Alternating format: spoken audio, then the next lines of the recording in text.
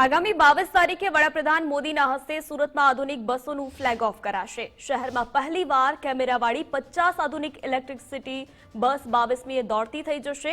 એક બસમાં કુલ 4 CCTV camera અને ઇમરજન્સી સાયરન લગાવવામાં આવ્યા છે। સીસીટીવી કેમેરાનું મોનિટરિંગ સુરતના આઈસીસી એટલે કે કમાન્ડ એન્ડ કંટ્રોલ રૂમ ખાતેથી કરવામાં આવશે।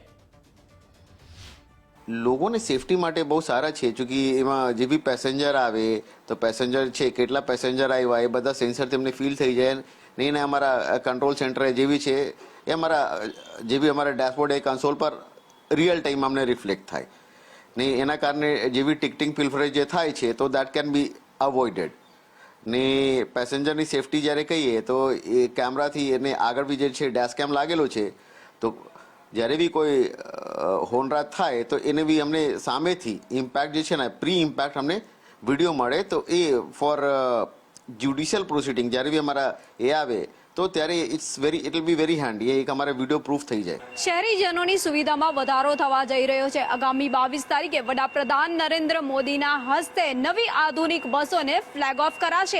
હાલ એ બસ સુરત ખાતે જોવા મળી રહી છે જે 22મી તારીખથી રસ્તાઓ પર દોડતી થઈ જશે। ત્યારે આ બસની અંદર શું શું સુવિધા છે, કેટલી લાંબી આ બસ છે, કઈ રીતની આ બસ જોવા મળી રહી છે એ વિશે આપણે આ બસની અંદર જ ખાસ જોઈએ તો બસની અંદર આધુનિક સુવિધાઓનો જે ઉલ્લેખ કરાયો છે ત્યારે સીસી કેમેરા જે છે એ બસની અંદર જોવા મળી રહ્યા છે। પ્રથમવાર એવું થયું છે કે કેમેરાવાળી બસ જે છે સુરત શહેરને મળવા જઈ રહી છે જે આગામી તારીખ 22એ વડાપ્રધાન નરેન્દ્ર મોદીના હસ્તે જે છે ફ્લેગ ઓફ કરાશે। ત્યારે 50 આધુનિક ઇલેક્ટ્રિસિટી જે બસ છે એ આપવામાં આવી રહી છે। આ નવી બસ જે છે અત્યારે દેખાઈ રહી છે જે સુવિધાઓથી સજ્જ છે। ફાયર સેફટીની પણ અહીં સુવિધા આપવામાં આવી છે। શહેરીજનોની સુવિધામાં જે વધારો થશે તેમાં પહેલીવાર કેમેરાથી સજ્જ આ બસ કરવામાં આવી છે।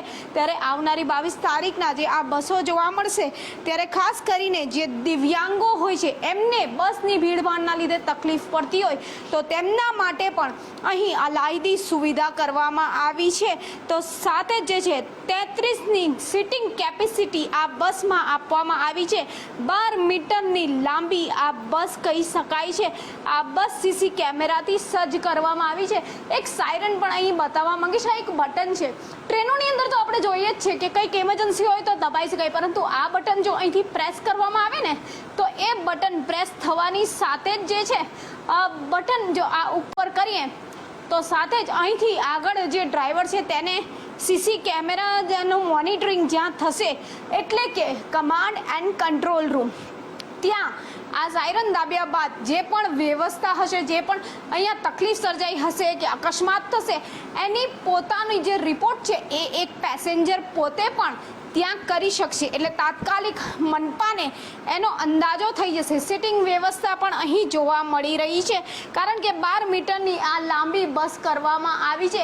ફૂલ્લી એસી બસ આ રાખવામાં આવી છે તો સાથે જે છે કોઈ અકસ્માત ન બને તે માટેની પણ પૂરી સુવિધા છે।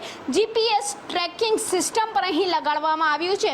હાલ સુરત ખાતે કહી શકાય કે 700 જેટલી બસો બીઆરટીએસ કહો, ઇલેક્ટ્રિક કહો એ દોડી રહી છે જેમાંથી ડીઝલ અને પેટ્રોલ કે પછી સાથે જ જે છે આ ઇલેક્ટ્રિક બસ જે છે એ દેખાઈ રહી છે।